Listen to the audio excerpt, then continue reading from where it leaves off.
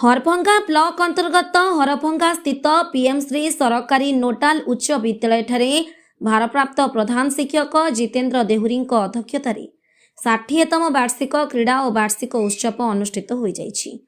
कार्यक्रम में हरभंगा सरपंच शकुंतला बेहेरा मुख्य अतिथि भाव जोग देइथिबा बेले सम्मानित अतिथि भाव विद्यालय परिचालना कमिटी सभापति तथा समाजसेवी सुनील कुमार गुप्ता जोगदे विद्यार्थी मानक उज्जवल भविष्यत कामना करने सह ज्ञान चरित्र एकता व्रतरे व्रती हेबापई विद्यार्थी मानक उपदेश प्रदान करथिले। वार्षिक उत्सव कार्यक्रम द्वारा विद्यार्थी मानक अंतर्निहित गुणर विकास होई परिबो बोली मंचासीन अतिथि माने मत व्यक्त करथिले।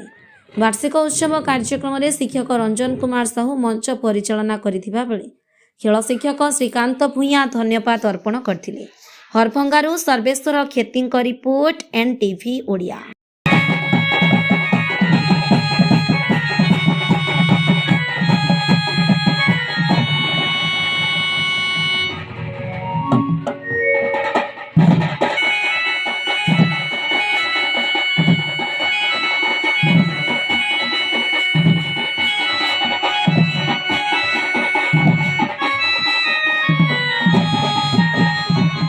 हरभंगा पीएम श्री सरकारी नोडल उच्च विद्यालय आज वार्षिक क्रीड़ा उत्सव आम जो वार्षिक क्रीड़ा उत्सव करुचु आमर लक्ष्य उद्देश्य है छात्र छात्री मान मध्य लुचि रही जो कला क्रीड़ा ताको परिस्फुटित करवा और अंतर्निहित जो लुकायित कला ताको प्रकाश करवा ये है आमर प्रथम उद्देश्य। एवं ये क्रीड़ा प्रतियोगिता करने द्वारा छात्र छात्री मध्य जो प्रतियोगिता मनोभाव ही निजक गोटे भल क्रीड़ाविद कर गढ़ी तोलिबे भल क्रीड़ाविद करने संगे संगे देश आंतरिक स्तर देशर ना आने से चेष्टित हेबे यही उद्देश्य ने भी हरभंगा पीएमसी सरकारी नोडा उच्च विद्यालय तार प्रत्येक वर्ष एमती वार्षिक क्रीड़ा उत्सव करुचे। आम पीएमसी सरकारी नोडल उच्च विद्यालय हरभंगा 21/7/1965 मसीह स्थापित होता से अवसर में आज आम ये अनुष्ठान तार 60तम वार्षिक क्रीड़ा तथा वार्षिक उत्सव पालन करुछि।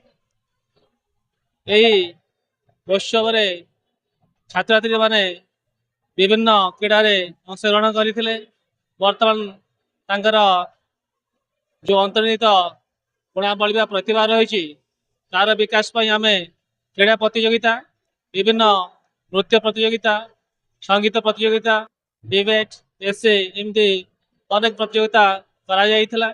उद्देश्य थिला छात्र छात्री अंतर्निहित गुणावली को विकास करवा कहीं वर्तमान जो नूतन शिक्षा नीति आसी क्रीड़ा को एक अभिन्न अंग रूपे पिला क्रीड़ा को प्राधान्य दिया क्रीड़ा को जमी छात्र छात्री माने कैरियर गठन एक पथ रूपे अपनाइबे ता प्रति सरकार भी गुरुत्व रही।